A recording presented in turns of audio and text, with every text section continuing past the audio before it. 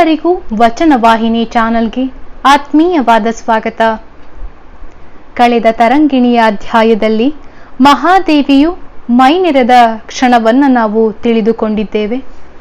ಇಂದಿನ ಪಾಡ್ಕಾಸ್ಟ್ನಲ್ಲಿ ಮಹಾದೇವಿಯ ದೀಕ್ಷಾ ಕಾರ್ಯಕ್ರಮಕ್ಕಾಗಿ ಗುರುಲಿಂಗದೇವರು ಮಹಾದೇವಿಯವರ ಮನೆಗೆ ಆಗಮಿಸಿದ್ದನ್ನು ನಾವು ತಿಳಿದುಕೊಳ್ಳೋಣ.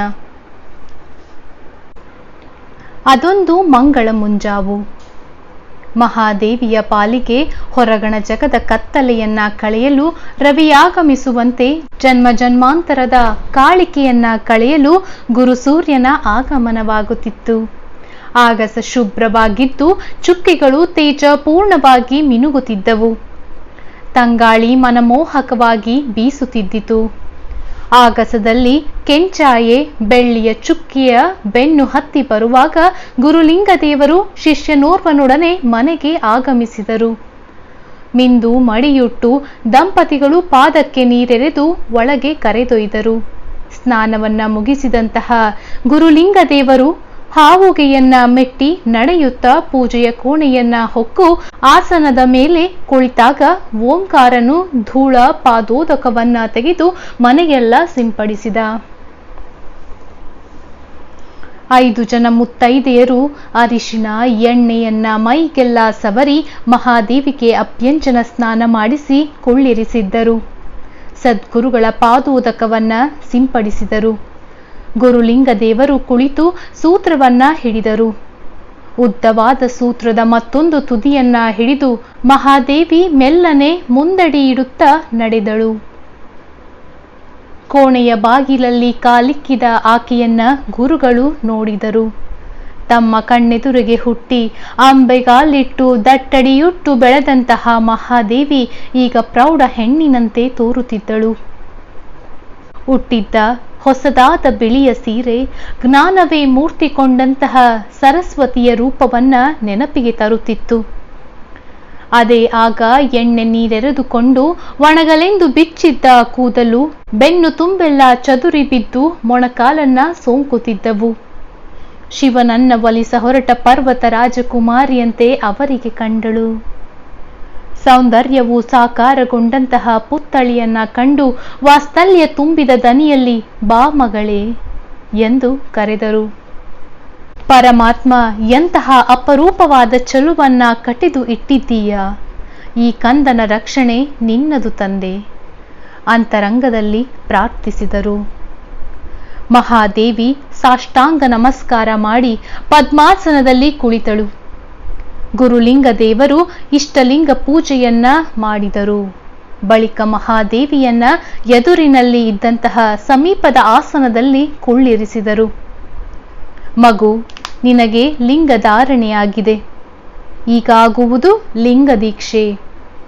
ಅದು ಮದುವೆಗೆ ಮುನ್ನ ನಡೆಯುವ ನಿಶ್ಚಯ ಕಾರ್ಯವಿದ್ದಂತೆ, ಇದು ಲಗ್ನ ಕಾರ್ಯದಂತೆ. ಅಲ್ಲಿ ತಂದೆ ತಾಯಿಯರು ಮಗುವನ್ನ ಶಿವಪಥದಲ್ಲಿ ನಡೆಸುತ್ತೇನೆಂದು ಪ್ರತಿಜ್ಞೆ ಕೈಗೊಂಡರೆ ಇಲ್ಲಿ ನೀನೇ ಸ್ವತಃ ಪ್ರತಿಜ್ಞೆ ಕೈಗೊಳ್ಳಬೇಕು. ಲಿಂಗಪತಿಯೊಡನೆ ಶರಣ ಸತಿಯಾಗಿ ಆಧ್ಯಾತ್ಮದ ಸಂಸಾರವನ್ನ ಆರಂಭಿಸಲು ಗುರುವು ಈ ದೈವಿ ವಿವಾಹವನ್ನ ಮಾಡುವನು ತಾಯಿ. ಇಲ್ಲಿ ನಾನೇ ತೆತ್ತಿಗ, ನೀನು ಮದುವಳಿಗೆ.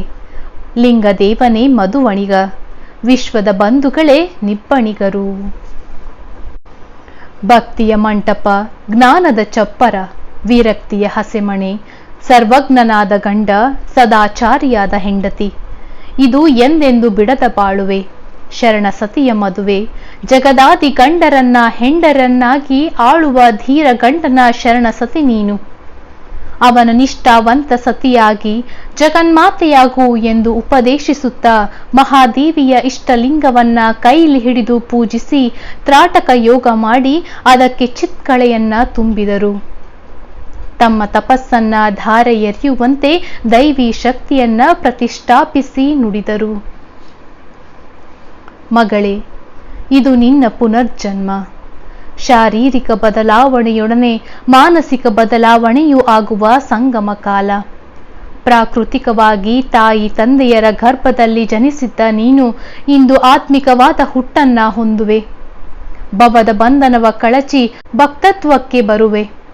ನಿನ್ನ ಅಂಗದ ಮೇಲೆ ಬರಲಿರುವಂತಹ ಗೋಲಾಕಾರದ ಇಷ್ಟಲಿಂಗವು ಜಗದಗಲ ಮುಗಿಲಗಲ ವಿಶ್ವವ್ಯಾಪಿಯಾಗಿರುವ ಪರಮಾತ್ಮನ ಕುರುಹು. ವಿಶ್ವದ ಆಕಾರದಲ್ಲಿ ವಿಶ್ವಾತ್ಮನನ್ನ ಪೂಜಿಸುವ ಪುಣ್ಯ ನಿನಗೆ ದೊರೆಯಿತು. ನಿನ್ನ ಕೈಗೆ ಕೊಡುತ್ತಿರುವಂತಹ ಇಷ್ಟಲಿಂಗದಲ್ಲಿ 2 ಭಾಗಗಳಿವೆ. ಒಂದು ಒಳಗಿನ ಹುಟ್ಟುಲಿಂಗ ಪಂಚಸೂತ್ರಲಿಂಗ, ಇನ್ನೊಂದು ಆ ಹುಟ್ಟುಲಿಂಗವನ್ನ ಸುತ್ತುವರೆದಿರುವ ಕಂತೆ. ನಿರಾಕಾರನಾದ ದೇವನ ಶರೀರವೇ ಬ್ರಹ್ಮಾಂಡ. ಇದು ದೇವನಿದ್ದಾನೆ ಎಂಬುದಕ್ಕೆ ಪರಮಸಾಕ್ಷಿ. ಹಾಗೆಯೇ ಆತ್ಮನ ಶರೀರವೇ ಪಿಂಡಾಂಡ. ಇದು ಜೀವಾತ್ಮನಿದ್ದಾನೆ ಎನ್ನುವುದಕ್ಕೆ ಸಾಕ್ಷಿ. ಮೂರ್ತಿ ಪೂಜೆಯ ವಿರೋಧಕರಾದ ಬಸವಣ್ಣನವರು ಯಾವ ಮಾನವಾಕಾರದಲ್ಲಿ ದೇವನನ್ನ ಸೃಜಿಸದೆ ವಿಶ್ವಾತ್ಮ ತತ್ವವನ್ನ ಗೋಲಾಕಾರದ ಕಂತೆಯ ರೂಪದಲ್ಲಿ, ದೇಹಾತ್ಮ ತತ್ವವನ್ನ ಶಾಂಭವಿ ಮುದ್ರೆಯ ಆಕಾರದಲ್ಲಿ ರೂಪಿಸಿ ಬ್ರಹ್ಮಾಂಡದಲ್ಲಿ ಪಿಂಡಾಂಡವಿದೆ, ದೇವನ ಗರ್ಭದಲ್ಲಿ ಜೀವನಿದ್ದಾನೆ ಎಂಬಂತಹ ತತ್ವದ ಮೇಲೆ ಕಂತೆಯಲ್ಲಿ ಹುಟ್ಟುಲಿಂಗವನ್ನ ಹುದುಗಿಸಿ ಕೊಟ್ಟಿದ್ದಾರೆ. ನೋಡುವುದು ನೋಡಲ್ಪಡುವುದಿಲ್ಲ, ನೋಡಲ್ಪಡುವುದು ನೋಡುವುದಿಲ್ಲ. ಕಣ್ಣು ನೋಡುತ್ತದೆ, ನೋಡಲ್ಪಡುವುದಿಲ್ಲ. ಆತ್ಮ ತಿಳಿಯುತ್ತದೆ, ತಿಳಿಯಲ್ಪಡುವುದಿಲ್ಲ. ನೋಡುವುದು ನೋಡಲ್ಪಡಬೇಕಾದರೆ ಕನ್ನಡಿಯ ಸಹಾಯ ಬೇಕು. ಹಾಗೆಯೇ ಆತ್ಮವು ತಿಳಿಯಲ್ಪಡಬೇಕಾದರೆ ಲಿಂಗ ದರ್ಪಣವೂ ಬೇಕು. ತಾನಾರೆಂದು ತಿಳಿಯಲಿಕ್ಕೆ ಆ ಇಷ್ಟಲಿಂಗದ ದರ್ಪಣವೂ ಅವಶ್ಯ. ಸತ್ ಅಥವಾ ಇರುಹಿನ ಸ್ವರೂಪವಾದ ಪರಮಾತ್ಮ, ಚಿತ್ ಅಥವಾ ಅರುಹಿನ ಸ್ವರೂಪವಾದ ಜೀವಾತ್ಮ ಎರಡನ್ನೂ ಬೆಸೆಯುವ ಆನಂದ ಸ್ವರೂಪವಾದುದು ಇಷ್ಟಲಿಂಗ. ಆದ್ದರಿಂದ ಇದು ಅವಯವ ಸಹಿತವಾದ ಮೂರ್ತಿ ಪೂಜೆಯಲ್ಲ, ನಿರವಯವ ಪರಮಾತ್ಮನ ಪೂಜೆ. ತನ್ನನ್ನ ಬಿಟ್ಟು ಬೇರೊಂದು ವಸ್ತುವಿನ ಪ್ರತೀಕೋಪಾಸನೆಯಲ್ಲ, ಅಹಂಗ್ರಹೋಪಾಸನೆ. ಬ್ರಹ್ಮಾಂಡಗತವಾದ ಮಹಾಲಿಂಗ ಪತಿಯನ್ನ, ಪಿಂಡಾಂಡಗತವಾದ ಆತ್ಮಸತಿಯನ್ನ ಬೆಸೆಯುವ ಮಾಂಗಲ್ಯದಂತೆ ಈ ಇಷ್ಟಲಿಂಗ. ಇದನ್ನ ನೆಟ್ಟನೆ ಪೂಜಿಸಿ ಬವಗೆಡು. ನಿನ್ನ ಕರಸ್ಥಲಕ್ಕೆ ಕೊಡುತ್ತಿರುವಂತಹ ಈ ತತ್ವವನ್ನ ಮನಸ್ಥಲ, ತದನಂತರ ಭಾವಸ್ಥಲದಲ್ಲಿ ಅಳವಡಿಸು. ಅನಂತರ ಜ್ಞಾನಸ್ಥಲದಲ್ಲಿ ನೆಲೆ ನಿಲ್ಲಿಸಿ ಸರ್ವಾಂಗದಲ್ಲಿಯೂ ಮೈಗೂಡಿಸಿಕೊಂಡು ಲಿಂಗ ನಡೆ ಲಿಂಗ ನುಡಿಗಳಿಂದ ಬಾಳು. ತಮ್ಮ ಕೈಯಲ್ಲಿದ್ದ ಇಷ್ಟಲಿಂಗವನ್ನ ಮಹಾದೇವಿಯ ಅಂಗೈಯೊಳಗೆ ಬರೆದ ಪಂಚಕೋನ ಮತ್ತು ಪ್ರಣವದ ಮೇಲಿರಿಸಿ, ತಮ್ಮ ಹಸ್ತವನ್ನ ಮಸ್ತಕದ ಮೇಲಿರಿಸಿ ಭಾವಲಿಂಗ ಸಂಬಂಧ ಮಾಡಿ ಬಲಗಿವಿಯೊಳಗೆ ಪ್ರಣವ ಪಂಚಾಕ್ಷರಿ ಮಂತ್ರವನ್ನ ಉಸುರಿ ಮಹಾದೇವಿಯಿಂದ ಪುನರುಚ್ಚರಣೆ ಮಾಡಿಸಿದರು. ಮಹಾಚೈತನ್ಯವು ತನ್ನ ಸರ್ವಾಂಗವನ್ನ ಪ್ರವೇಶಿಸಿದಂತಾಗಿ ಹರ್ಷಿತಳಾದ ಮಹಾದೇವಿ ಪ್ರಣವ ಪಂಚಾಕ್ಷರಿಯನ್ನ ಮನನಿಸತೊಡಗಿದಳು. ಆಗ ಮತ್ತೆ ಗುರುಗಳು ನುಡಿದರು, ಈ ನರಜನ್ಮ ಮತ್ತು ಶರೀರ ದೈವಿ ಕೊಡುಗೆ. ಇವು ಇರುವುದು ಕೇವಲ ವಿಲಾಸ, ಲೌಕಿಕ ತೃಪ್ತಿಗಲ್ಲ, ದೇವನ ಒಲುಮೆ ಗಳಿಸಲಿಕ್ಕೆ. ಆದರ್ಶ ಗುರಿಯನ್ನಿಟ್ಟುಕೊಂಡು ನಿಷ್ಠಾವಂತ ಸಾಧನೆಯಿಂದ ಮುಂದುವರಿ. ತಾಡ ಓಲೆಯ ಕಟ್ಟೊಂದನ್ನ ಕೈಗೆ ಇರಿಸಿ, ಇದು ಬಸವ ಜಗದ್ಗುರುವಿನ ವಚನ, ಇದೇ ನಮ್ಮ ಆಚಾರ ಸಂಹಿತೆ. ಇಷ್ಟಲಿಂಗವೆಂಬ ಕುರುಹನ್ನ, ವಚನ ಸಾಹಿತ್ಯದ ಸಂವಿಧಾನವನ್ನ ಕೊಟ್ಟ ಅವರೇ ನಮ್ಮ ಧರ್ಮಗುರು, ಮಂತ್ರಪುರುಷ, ಶರಣಾಗತ ರಕ್ಷಕ ಎಂಬ ನಂಬಿಕೆ ಬೆಳೆಸಿಕೊ ಎಂದು ಗುರುಲಿಂಗದೇವರು ಹೇಳಿದರು. ಮಗಳೇ, ಈ ಬರಿದಾದ ತಾಳೆ ಗರಿಗಳನ್ನ ಸಾಂಕೇತಿಕವಾಗಿ ಕೊಡುವೆ. ಈ ಓಲೆ ಕಂಠವನ್ನ ಹಿಡಿ. ನಿನ್ನ ಅನುಭವವನ್ನ ಕವಿ ಕೋಗಿಲೆಯಾಗಿ ಕನ್ನಡ ನುಡಿಯ ಬನದಲ್ಲಿ ಹಾಡು.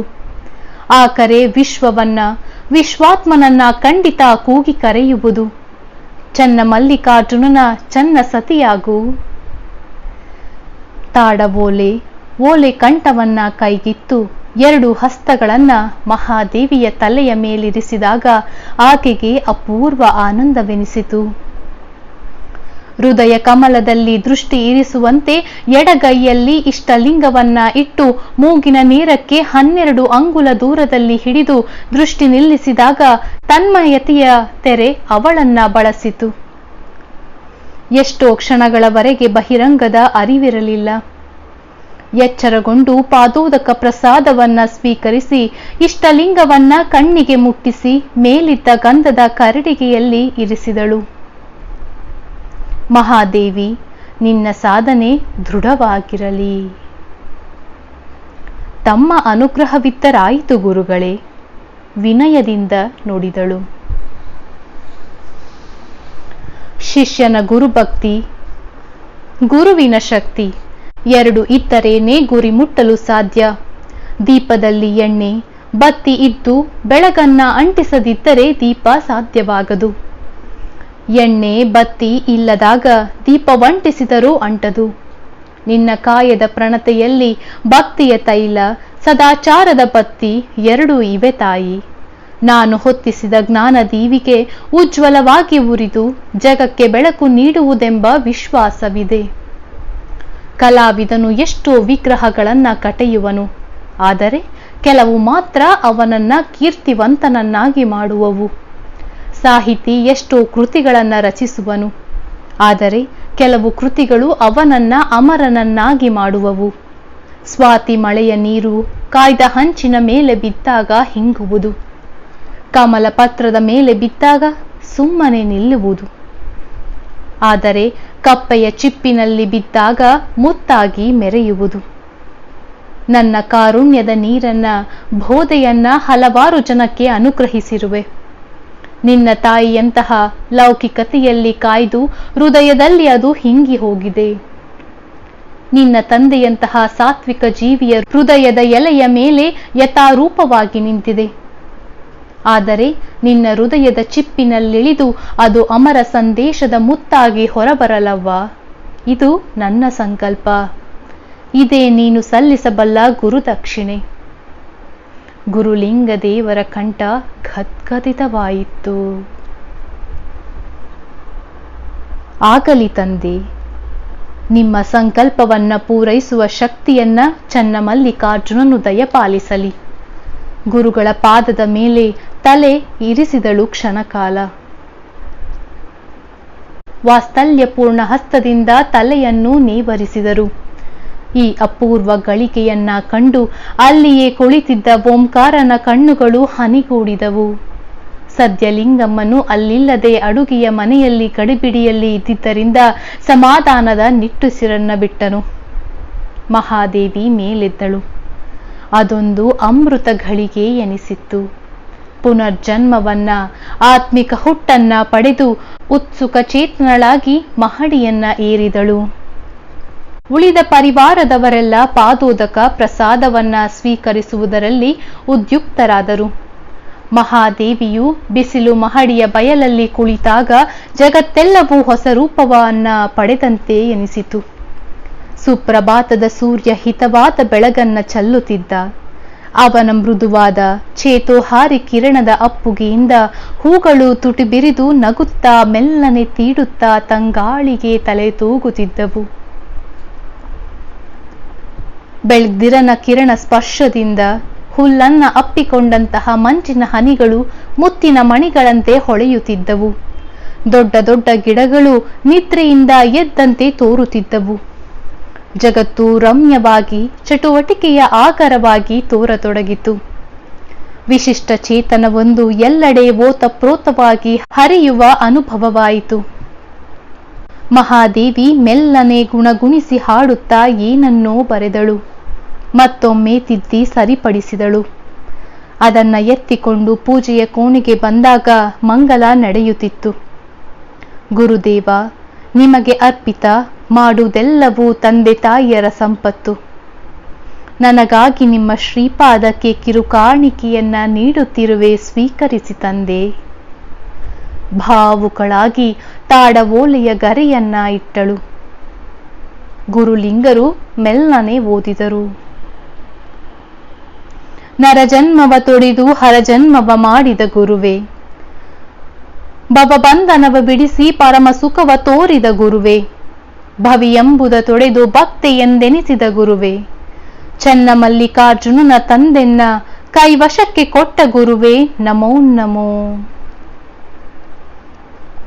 ಬಹು ಸುಂದರ, ಅರ್ಥಗರ್ಭಿತ, ಭಲೆ ಉದ್ಗಾರ ತೆಗೆದರು.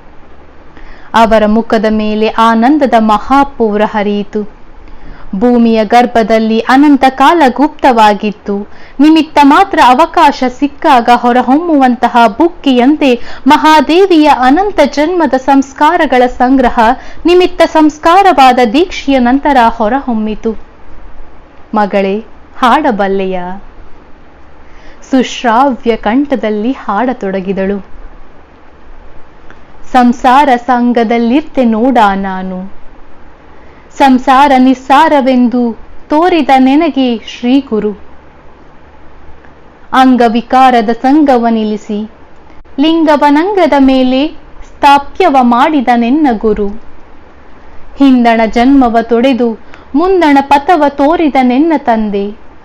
ಚನ್ನ ಮಲ್ಲಿಕಾರ್ಜುನನ ನಿಜವ ತೋರಿದ ನೆನ್ನ ಗುರು. ಚನ್ನ ಮಲ್ಲಿಕಾರ್ಜುನನ ನಿಜವ ತೋರಿದ ನೆನ್ನ ಗುರು. ಜೋಳದ ಬೆಳೆಯನ್ನ ಬೆಳೆಯ ಹೋಗಿ ಮುತ್ತಿನ ತೆನೆಯನ್ನು ಪಡೆದಷ್ಟು ಸಂಭ್ರಮವಾಯಿತು ಗುರುಲಿಂಗ ದೇವರಿಗೆ. ನಿನ್ನ ಸಾಧನೆ ದೈವಿ ಶಕ್ತಿಯ ಬೆಂಗಾವಲಿನಲ್ಲಿ ಅವ್ಯಾಹತವಾಗಿ ಮುಂದುವರೆಯಲಿ. ಸ್ತ್ರೀ ಸ್ವಾತಂತ್ರ್ಯದ ಕಹಳೆಯನ್ನ ಊದಲು ಪರಮಾತ್ಮನು ನಿನ್ನನ್ನ ಸಾಧನವನ್ನಾಗಿ ಮಾಡಿಕೊಳ್ಳುವನು ಎಂದು ಹೃದಯ ತುಂಬಿ ಹರಿಸಿದರು. ಮಂಗಲ ನಡೆಯುವಾಗ ಅಡಿಗೆಯ ಸಿದ್ಧತೆಯಲ್ಲಿ ತೊಡಗಿದ್ದ ಲಿಂಗಮ್ಮ ಬಂದು ಭಾಗಿಯಾದಳು. ಸದ್ಗುರುಗಳಿಗೆ ಆರತಿ ಬೆಳಗಿ ಪುಷ್ಪವನ್ನ ಏರಿಸಿ ನಮಸ್ಕರಿಸಿ ನುಡಿದಳು. ಒಳ್ಳೆಯವರ ಬೇಗನೆ ಸಿಕ್ಕಿ ಮಹಾದೇವಿ ಉತ್ತಮ ಗೃಹಿಣಿಯಾಗುವಂತೆ ಆಶೀರ್ವದಿಸಿ ಗುರುದೇವ. ಗುರುಗಳು ಮಹಾದೇವಿಯನ್ನ ನಿಟ್ಟಿಸಿದರು. ಅವಳು ಗಂಭೀರಳಾಗಿ ನುಡಿದಳು. ಅವ್ವ, ಆಶೀರ್ವಾದವೂ ಆಯಿತು, ಮದುವೆಯೂ ಆಯಿತು. ಇಲ್ಲಿ ನೋಡು, ಚಲುವ ಗಂಡ, ಚನ್ನ ಸತಿ, ನಿತ್ಯ ಮುತ್ತೈದೆತನ ನನ್ನದು. ಓಹೋ, ಈ ಗಂಡನೇ? ನಕ್ಕ ಲಿಂಗಮ್ಮ ಮಹಾದೇವಿಯ ಮಾತಿನ ತೀವ್ರತೆಯನ್ನ, ಮನದ ಇಂಗಿತವನ್ನ ಅರಿಯಲಾರದೆ ಗುರುಗಳಿಗೆ ಎಡೆ ಮಾಡುವ ಸಲುವಾಗಿ ಪ್ರಸಾದ ತರಲು ಒಳಗೆ ಹೋದಳು. ಗುರುಗಳಿಗೆ ಪ್ರಸಾದಕ್ಕೆ ಭಿನ್ನಹ ನೀಡಿದಂತಹ ದಿನ ಆತ್ಮೀಯ ಸಜ್ಜನರನ್ನ ಕರೆಯುವ ಪರಿಪಾಠ ಲಿಂಗಮ್ಮನದು. ಅಂದು ಗುರುಗಳ ಆಗಮನ, ಮಗಳ ಸಮಾರಂಭ ಎರಡೂ ಸೇರಿದ್ದರಿಂದ ಅನೇಕರಿಗೆ ಊಟಕ್ಕೆ ಹೇಳಿದ್ದಳು.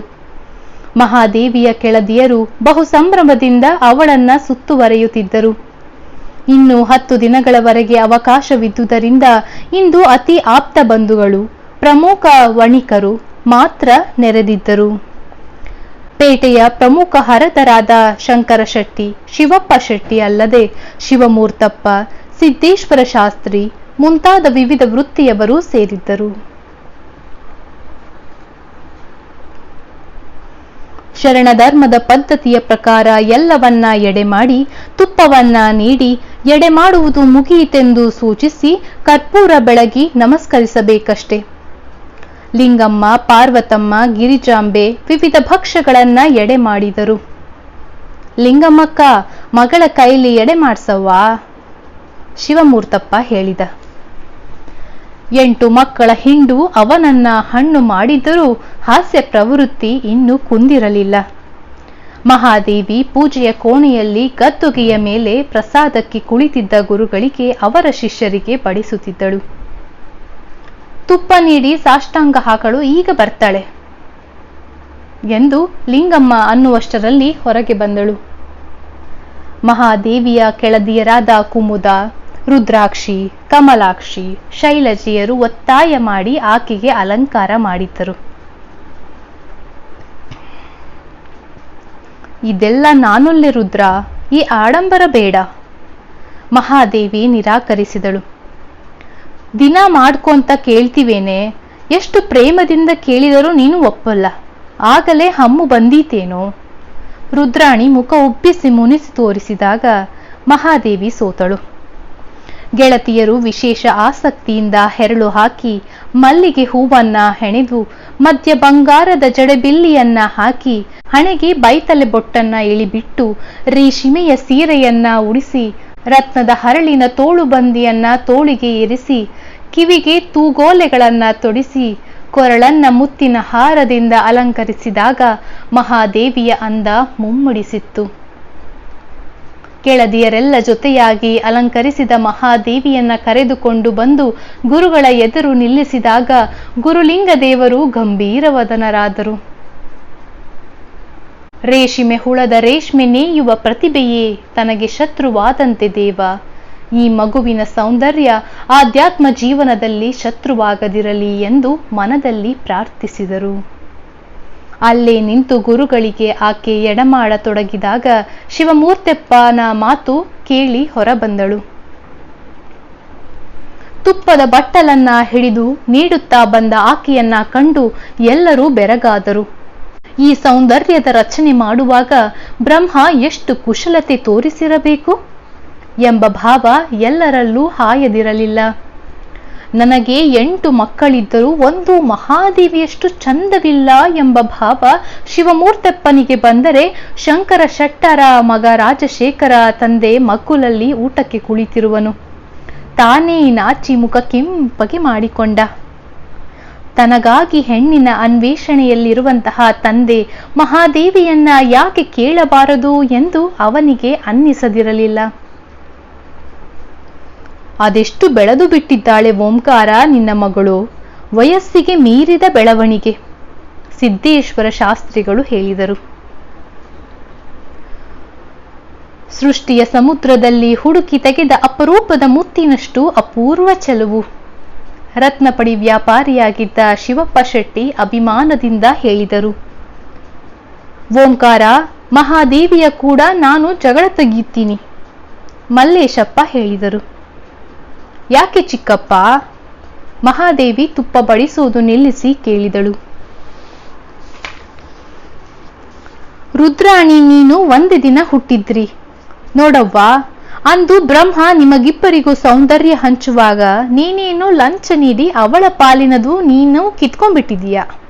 ಗಹಗಹಿಸಿ ನಕ್ಕರು. ನನ್ನ ರುದ್ರಾಣಿ ಗುಣದಿಂದ ಅಪ್ರತಿಮ ಸುಂದರಿ ಚಿಕ್ಕಪ್ಪ. ಶರೀರ ಸೌಂದರ್ಯಕ್ಕಿಂತ ಮನದ ಚೆಲುವು ಮುಖ್ಯ. ಮಹಾದೇವಿಯು ತನ್ನ ಪ್ರೇಮದ ಗೆಳತಿ ರುದ್ರಾಣಿಯನ್ನ ವಹಿಸಿಕೊಂಡು ಮಾತನಾಡಿದಳು.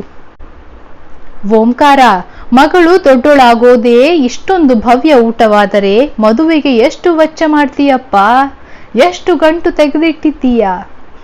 ಎಂದು ಮದುವೆ? ಶಿವಮೂರ್ತೆಪ್ಪ ಕೇಳಿದ.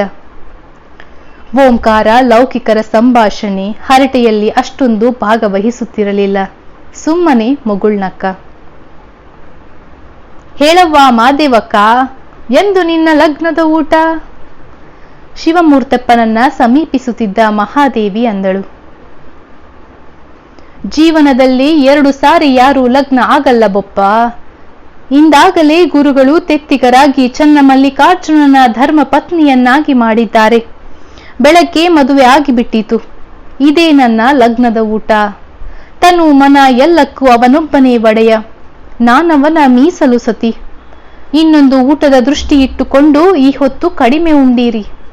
2 ಸಮಾರಂಭದ್ದು ಈಗಲೇ ತುಪ್ಪ ಚೆನ್ನಾಗಿ ನೀಡ್ತೀನಿ ಎಂದು ಗಂಡಿಯಲ್ಲಿದ್ದ ತುಪ್ಪವನ್ನೆಲ್ಲ ಶಿವಮೂರ್ತೆಪ್ಪನ ತಟ್ಟೆಗೆ ಸುರಿದಳು ಹಾಸ್ಯದ ನಗೆ ನಗುತ್ತ.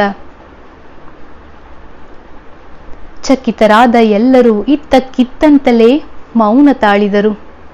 ಆಕೆಯ ದಿಟ್ಟತನವನ್ನ ಕುರಿತು ಒಬ್ಬರು ಆಲೋಚಿಸುತ್ತಿದ್ದರೆ ಪ್ರೌಢವಾದ ವಿಚಾರಧಾರೆಯನ್ನ ಕಂಡು ಮತ್ತೊಬ್ಬರು ಬೆರಗಾಗಿದ್ದರು. ಮದುವೆಯ ವಿಚಾರವನ್ನ ಎತ್ತಿದ ತಕ್ಷಣ ನಾಚಿ ಮುಖವೆಲ್ಲ ಕೆಂಪಗಾದರೆ ನೋಡಲು ಹಪ್ಪ ಎಂದು ಅವಳ ಮುಖವನ್ನೇ ಕದ್ದು ನೋಡುತ್ತಿದ್ದಂತಹ ರಾಜಶೇಖರನಿಗೆ ಮಹಾದೇವಿಯ ಮುಖ ಹೆಣ್ತನವನ್ನ ಪ್ರಕಟಿಸದಿದ್ದಾಗ ಕೊಂಚ ನಿರಾಸೆಯಾಯಿತು. ಓಹೋ, ಅಪ್ಪನ ಗಂಟನ್ನ ಉಳಿಸ್ಬೇಕು ಅಂತಿದ್ದಾಳೇನೋ? ಶಿವಮೂರ್ತಪ್ಪ ಮೌನ ಮುರಿದ. ಇಲ್ಲ ಬೊಪ್ಪ, ಭವಕ್ಕೆ ಕೆಡಹುವ ಪುಣ್ಯ ಪಾಪದ ಗಂಟನ್ನ ಅಳಿಸಬೇಕು ಅಂತ. ಶಿವಮೂರ್ತಣ್ಣ, ಆಕೆ ಜೊತೆಗೆ ಮಾತಿಗೆ ನಿಂತ್ರೆ ಅದು ಹನುಮಂತನ ಬಾಲ. ಉಣ್ಣಲು ಆರಂಭಿಸಿರಿ. ಲಿಂಗಮ್ಮ ಮಾತಿನ ತೆರೆ ಎಳೆದಳು. ಮಹಾದೇವಿ ಕರ್ಪೂರವನ್ನ ಹಚ್ಚಿ ಬೆಳಗಿ ಸಾಷ್ಟಾಂಗ ಹಾಕುತ್ತಾ ಲಿಂಗಾರ್ಪಿತವಾಗಲಿ ಎಂದಳು. ಗುರುಲಿಂಗದೇವರು ಪ್ರಸಾದವನ್ನ ಉಣ್ಣುತ್ತಲೇ ಮಹಾದೇವಿಯ ಮಾತನ್ನ ಮೆಲುಕಾಡಿಸಿದರು. ಪ್ರಕೃತಿ ಸಹಜವಾದ ಗುಣವನ್ನ ಶರೀರ ವ್ಯಕ್ತ ಮಾಡಿದ್ದರೂ ಮನಸ್ಸಿನಲ್ಲಿ ಮಾತ್ರ ಪ್ರಕೃತಿಜನ್ಯ ವಿಕಾರಗಳು ಮೊಳಕೆಯೊಡೆದಿರಲಿಲ್ಲ. ಅದೇ ಮುಗ್ಧತೆ, ಅದೇ ಗಂಭೀರ ವ್ಯಕ್ತಿತ್ವ. ಅವಳು ಉತ್ತರಿಸಿದ ದಿಟ್ಟತನವನ್ನ ಕಂಡು ಚಂದ್ರದರ್ಶನ ಮಾಡಿದ ಅಂಬುದಿಯಂತೆ ಹೃದಯ ಸಂತಸದ ಅಲೆಗಳಿಂದ ಭೋರ್ಗರೆಯತೊಡಗಿತ್ತು. ಅವಳ ಒಂದೊಂದು ಪದದಲ್ಲಿ ಹುದುಗಿದ ಭವಿಷ್ಯ ಜೀವನದ ರೂಪುರೇಷೆಯನ್ನ ಗುರುತಿಸುತ್ತಾ ಗುರುಗಳು ಪ್ರಸಾದದ ತೃಪ್ತಿಯನ್ನ ಅನುಭವಿಸುತ್ತಿದ್ದರು.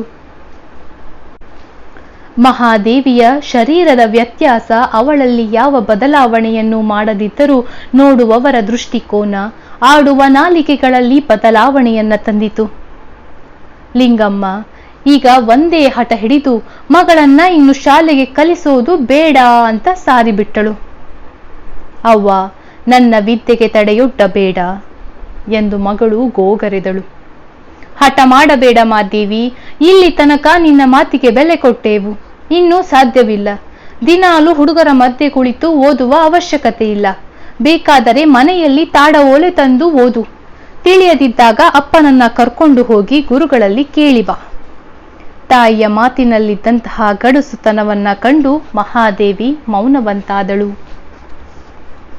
ಅವ್ವ, ನನ್ನಲ್ಲಿ ವಿಶ್ವಾಸವಿಲ್ಲವೇ? ಇದು ಅಪರಂಜಿ ಅಂತ ತಿಳಿಯವ್ವ. ತಿಪ್ಪೆಯಲ್ಲಿಟ್ಟರೂ ಕಲ್ಲಿದ್ದಲಾಗುವುದಿಲ್ಲ. ಇನ್ನು ರೇಷ್ಮೆ ವಸ್ತ್ರದಲ್ಲಿಟ್ಟರೆ ಮಂಕಾದೀತೆ. ಎಂತಲ್ಲಿಟ್ಟರೂ ನನಗೆ ಭಯವಿಲ್ಲದಾಗ ಮಠಕ್ಕೆ ಹೋದರೆ ಪಾವಿತ್ರತೆಯ ಪ್ರತಿರೂಪವಾದ ಗುರುಗಳ ಬಳಿ ಕುಂತರೆ ಏನಾದೀತು? ಇದ್ದಿರಬಹುದು ಮಗಳೇ, ಆದರೆ ಲೋಕದ ನಿಂದೆ.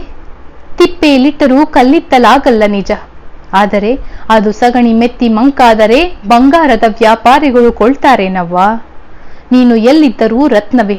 ಆದರೆ ವೃತಾಪವಾದ ಹೆಸರಿಗೆ ಬಡಿದರೆ ಯಾರೋ ಮನೆ ತುಂಬಿಸ್ಕೊಳ್ತಾರವ್ವ. ಮಂಗಾದ ಮಗಳ ಮುಖ ನೋಡಿ ನೊಂದ ಲಿಂಗಮ್ಮ ತಲೆ ಸವರಿ ಮಗಳ ಮುಖವನ್ನ ಎದೆಗೊರೆಸಿಕೊಂಡಳು. ಇನ್ನು ಯಾರೋ ಮನೆ ತುಂಬಿಸ್ಕೋಬೇಕು?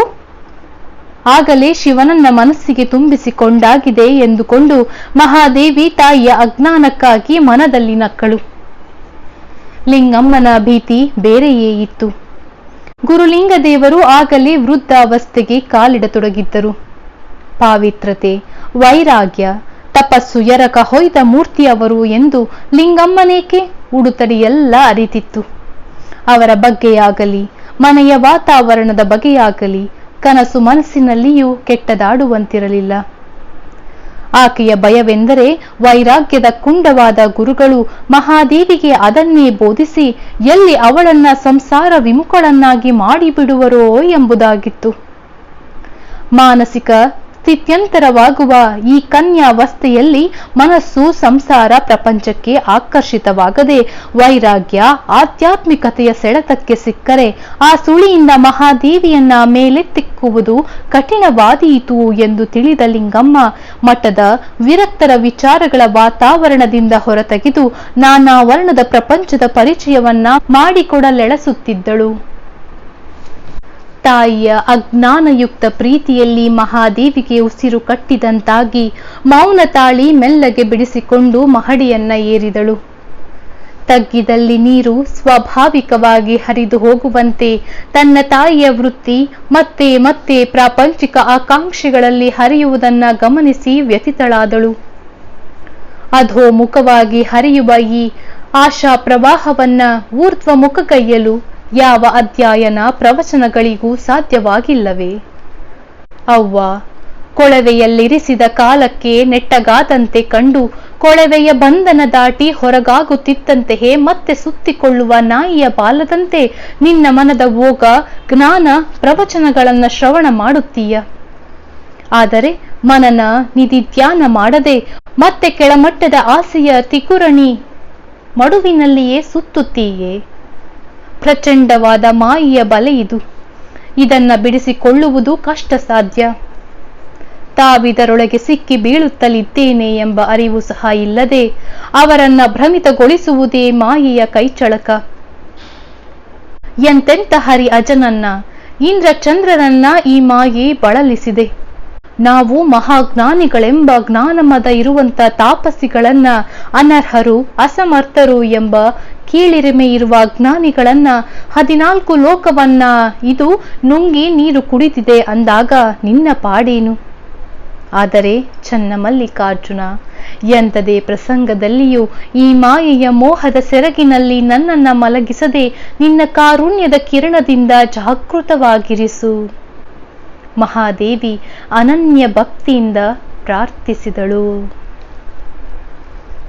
ಶರಣರೇ, ಇಂದಿನ ಪಾಡ್ಕಾಸ್ಟ್ನಲ್ಲಿ ಅಕ್ಕ ಮಹಾದೇವಿಯವರ ದೀಕ್ಷಾ ಕಾರ್ಯಕ್ರಮ ಹಾಗೂ ಆ ದೀಕ್ಷಾ ಕಾರ್ಯಕ್ರಮವನ್ನ ಆಕೆ ತನ್ನ ಮದುವೆ ಚನ್ನಮಲ್ಲಿಕಾರ್ಜುನನೊಂದಿಗೆ ತನ್ನ ಮದುವೆಯಾಗಿದೆ ಎಂದು ತಿಳಿದು ಜಗತ್ತಿಗೆ ಉತ್ತರ ಕೊಟ್ಟಂತಹ ನಿದರ್ಶನವನ್ನ ನಾವು ತಿಳಿದುಕೊಂಡಿದ್ದೇವೆ. ನಾನು ಮತ್ತೊಂದು ಬಾರಿ ತಮ್ಮೆಲ್ಲರಲ್ಲಿ ಕೂಡ ವಿನಂತಿಸಿಕೊಳ್ತಾ ಇದ್ದೇನೆ, ತರಂಗಿಣಿಯ 13ನೇ ಪಾಡ್ಕಾಸ್ಟ್ ಇದು. ತಾವೆಲ್ಲರೂ ಕೂಡ ಮೊದಲನೇ ಪಾಡ್ಕಾಸ್ಟಿಂದ ಇದುವರೆಗೂ ಆ ತಾಯಿ ಅಕ್ಕ ಮಹಾದೇವಿಯವರ ಜೀವನ ಚರಿತ್ರೆಯನ್ನ ಕೇಳಬೇಕು ಅಂತ ತಮ್ಮೆಲ್ಲರಲ್ಲಿ ಕೂಡ ನಾನು ವಿನಂತಿ ಮಾಡ್ಕೊಳ್ತಾ ಇದ್ದೇನೆ. ಇದರ ಮುಂದುವರೆದ ಭಾಗವನ್ನ ಮುಂದಿನ ಪಾಡ್ಕಾಸ್ಟ್ನಲ್ಲಿ ತಿಳಿಯೋಣ. ಧನ್ಯವಾದ.